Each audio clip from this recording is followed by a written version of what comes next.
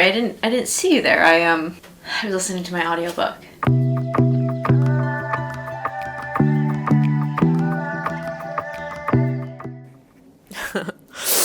Okay, hey guys, I'm Emily. I'm obviously an actress, a singer, and a booktuber. I live in Brooklyn. Welcome or welcome back to my channel. Today, I wanted to share some audiobook tea with you. I made this video a few, weeks ago, maybe last month, about tips to read more. A huge part of my reading life is listening to audiobooks. I have my own business. I work 8-9 hours a day, and it is really hard to get my reading in and read as much as I personally want to just with a hard copy of a book. You'll see a lot of my vlogs. If you watch my vlogs, my reading vlogs, a good portion of those vlogs is me listening to audiobooks as I'm cooking or cleaning and doing other things that are more mindless work. I obviously don't listen to audiobooks if I'm editing footage or something like that. Audiobooks are a huge part of reading for me, and beyond it just being, a convenient way to experience a book, I also sometimes prefer listening to a book as opposed to reading it. It just totally depends on the genre, the story, the characters, the audiobook narrator. So I just kind of wanted to share my audiobook recommendations officially now that I've been listening regularly to audiobooks for definitely over a year now. I feel like I have a nice list for you. And if you're somebody that is really trying to find time to read and is struggling with that, audiobooks are such a good place to start. If you are traveling, whether you have a car, you live, somewhere where you drive to work, or you live in a city and you commute on a train, traveling is a great place to listen to an audiobook. It's just a great place to keep up the momentum of your reading and experience stories in a different way, which I think is always important. I think variety is great. These headphones I got pretty recently. I got them maybe a month ago, and they are life-changing. I really have been enjoying listening to audiobooks and music too with these headphones, as opposed to I have the AirPods in ear. It just feels so much healthier for my ears to use these instead of cramming something in my ear. I have a full review of these headphones, which you could find on my channel. These are an older model. I feel like they've been out for maybe 4 years. They're the XM4s, the Sony XM4s. They're the cheapest out of kind of the buzzworthy headphones. I think they're $200. In my opinion, they're the best because they do this. They collapse. And so you can pack them really easily. They also turn off, which apparently the AirPod Maxes don't turn off. You can't collapse them. I don't think you can collapse the XM5s either. So I don't know. I just feel like these are totally the way to go. I love this color. As I mentioned, I have darker hair, so I like wearing lighter hats and head accessories. I like the contrast, but they come in black and also dark blue. So I'll leave that link down below if you want to check them out. Okay, so let's get into my recommendations. I'm gonna save my favorite two for last. Just gonna copy and paste that there. Let's start with A Little Life. This, I do have the hard copy of the book, but I did predominantly listen to this book. This is a longer book. It's very emotional. It's pretty, I don't know if dense is the right word, but it's just it would require sitting down and reading it. A lot of concentration, I would say, more so than the average book. And so I found listening to this book, A, to really add to the emotional experience of the characters because the narrator was amazing, and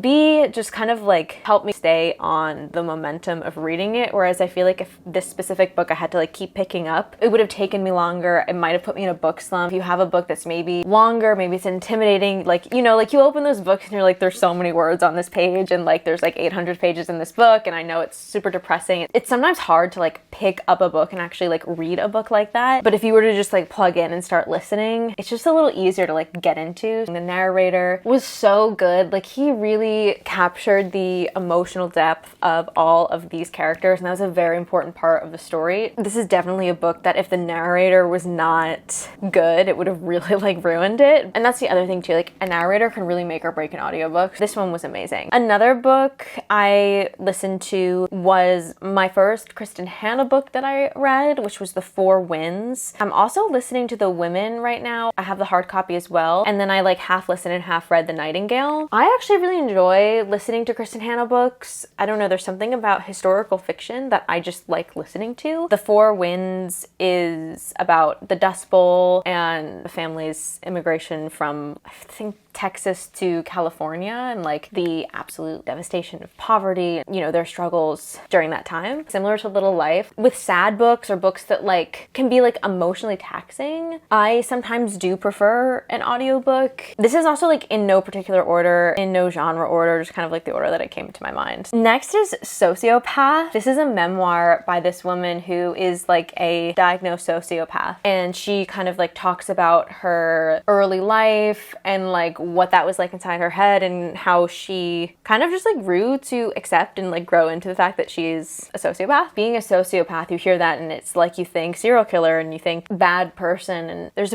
actually a very large portion of the population that's like on the sociopathic spectrum, I think is how she said it. But anyway, this was an amazing audiobook to listen to because she narrated it. I think memoirs are a great audiobook experience, even if it's not necessarily the person that wrote it. Hearing this woman talk about how she's a sociopath, hearing her own voice, she sounds normal, you know, she sounds like a normal person, so in a way it kind of like helped to further destigmatize being a sociopath, if that makes sense. If you're interested in that book, listening to it was really cool. Next is A Secret History. This is also one of those books that had been on my shelf for a really long time. Books that are really long and have been on your shelf for a really long time because you're too intimidated to read them, just start listening to it. I think that's a really great way to like get into books that maybe for whatever reason like you really want to read but like don't really want to read. Secret History is kind of about this like secret society that studies like the Greeks, and there's a murder mystery within it. It's a lot more accessible than I thought it was going to be. And so like, yeah, like listening to the audiobook, which was narrated by Donna Tartt, who was amazing. Like she did such a good job with the audiobook narration. Listening to the audiobook really helped me to get into the story. Another one that I recently listened to this year, which was a 5-star read for me, was The Let Them Theory. The author also narrated this book, and it's just basically about like this idea that you can't control people or their feelings, and just kind of learning to accept that and learning how to move forward with that knowledge. She writes with a very specific voice, and so hearing her speak her own writing, you know, she talks also a lot about like she has a lot of like personal anecdotes, so it's almost like listening to a podcast, some of these kind of like self-helpy type books. Next we have Cher the Memoir. Again, this was narrated by Cher herself and Stephanie J. Block, who I believe won the Tony for playing her in The Cher Show, which I saw on Broadway. I love Cher. I'm a huge Cher fan, so obviously like listening to her read her own memoir is like dream come true for me. And I also love Stephanie J. Block. I'm a Broadway girly. That combination was amazing. If you have an idol or you have someone that you really admire or, you know, want to be like, and they have a memoir out that they've narrated, like that's a great place to start listening to your audiobooks. Next, also a recent listen, Definitely Better Now. This was a book of the month audiobook. I think it was my January pick. It's basically about this girl who is sober, and she's been sober for a year, and she is allowed to start dating again. And so it's just about her journey through her sobriety, but also through many other things like her relationship with her parents and her job and just lots of stuff. Like character-driven lit fic, contemporary fic, I find those books to be really great on audiobook. A book in the first person. This character is driving the book forward. It's cool to listen to that because you just kind of get that next step. I'm starting to rant. Just gotta get through. Hello Beautiful is another one. This is kind of like a modern day-ish Little Women, but like also not. It's about these like 4 sisters, Italian-American sisters that live in Chicago, and just like the trials and tribulations like spanning their life and their relationships to each other and the men in their lives and then like their children and their mother, and it's kind of like an epic family drama. Again, character-driven. I think you go back and forth between like 2 of the sisters' points of view and then like one of the sisters' husbands' points of view. You're really studying each of these characters and like why they make the decisions that they've made. If I were to spill the contents of this book, I would have such a guttural reaction of like judgment towards the characters. I'd be like, oh, that's so wrong. Like, how could you do that? But because you get each character's perspective, you really have so much empathy and understanding for how the characters end up where they did. Listening to to the book added to that experience for me. I'm not super motivated to pick up these types of books physically,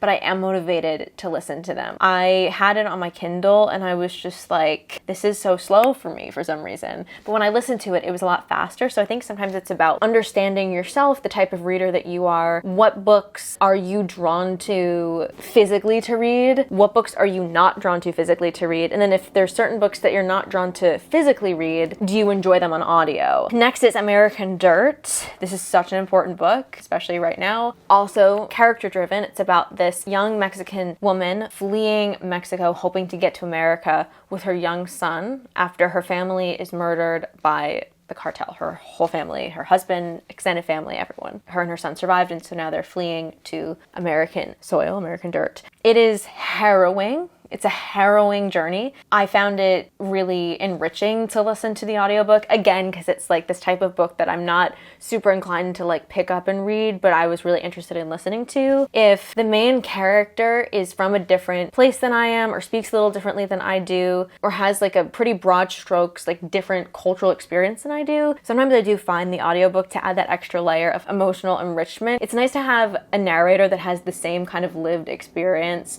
or more of a similar lived experience to the character that they're reading than I do. It gives me more information emotionally about what's going on. For American Dirt, I found the audiobook to be devastating to listen to, and definitely recommend reading it. If you have not read this book yet, please put it high on your list. I think it's so important, especially if you live in America and you're white. Next is Untamed. This is also a memoir narrated by the author about this woman. She was married to a man and had 2 kids, and she wrote like a very religious book. Like she was very more like conservative values, and she would speak publicly about, I think, being more like conservative, I guess. I don't remember like the exact details of that, but then, you know, her husband cheated on her. She fell in love with a woman. She left her husband. She just kind of like did a 180. And so the book is really about getting in touch with what you want as a person and following that, and not following like what you were brought up learning you should want, and like settling for something just because you were told that you should want that when really it's like making you really unhappy. It's obvious how that kind of manifests in her own life, but she definitely like speaks in a way and writes in a way that you can take her kind of message and apply it to so many other different experiences in your own life. I find a lot of people when they're narrating their own memoirs, they just have that sauce. Like, I don't know, it's just so fun to listen to somebody narrate their own memoir. It's so personal to them, and it is kind of like a podcast. It feels like they're kind of talking, really like having a conversation with you in a way. Another one I love was The Idea of You. I wanted to read it before I watched the movie, which my fiance Jean-Luc was in. Again, character driven, about this woman who basically has an affair with like a Harry Styles adjacent character. She's about to turn 40. She's a little older than him. Well, I guess she's like twice his age. Sorry to get a little repetitive, but yeah, it's just like that kind of character driven book. The narrator was great. Yeah, these are all, now that I'm looking at it and talking to you about it,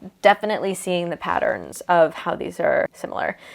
As I'm kind of now learning about myself as I'm doing this video, I'm not drawn to pick up lit fic or contemporary fic. Like, I don't really want to buy them. When I pick up a book, it's usually like a fantasy or a romance. More lit fic, it's like, oh, I guess I'll pick this up and read it kind of a thing. When I'm listening to it, I have a totally different experience.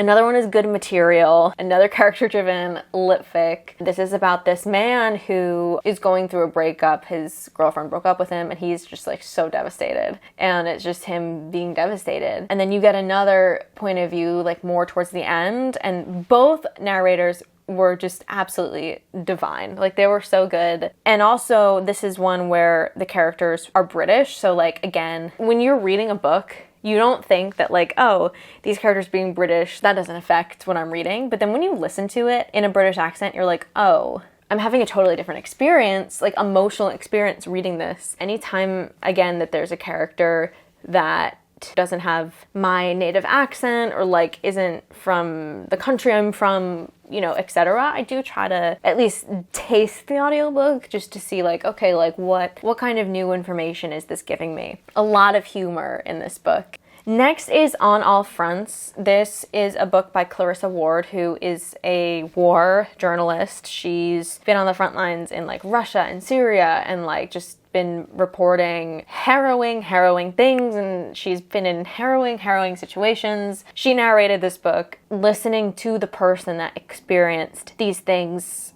firsthand talk about them is so cool. Reading it would just like take me a long time to do. Like I'd really be sitting there like trying to comprehend it, but like there's just something about listening to books. This one is nonfiction. Some types of nonfiction books that like they're just, for me personally, just so much easier to listen to than read and comprehend. Of course, we have Matthew Perry's memoir, Friends, Lovers, and the Big Terrible Thing. This I listened to pretty soon after he passed away, and he narrates it, and it's just like, yeah, it's sad. It's really sad to listen to knowing that he died. God, I'm getting to the point where like I've been talking for so long, I'm no longer making sense to myself. But yeah, just another example of a brilliantly written memoir that like is so much more enriched through listening to it by the person who wrote it. And yeah, like there is obviously an added emotional element if that person is no longer with us. It's just like, oh damn, like, a wonderful read. Next, we have The Woman in Me. This is Britney Spears' memoir. So Britney Spears did not narrate this, but Michelle Williams did. I love Michelle Williams. I think she's like the GOAT. Like I just think she's amazing. She did such a good job. If anyone was going to narrate it other than Britney, it is Michelle. Like she brings such a dignity to Britney's words and experiences, and you could just tell she just comes at it like with so much love. If you have not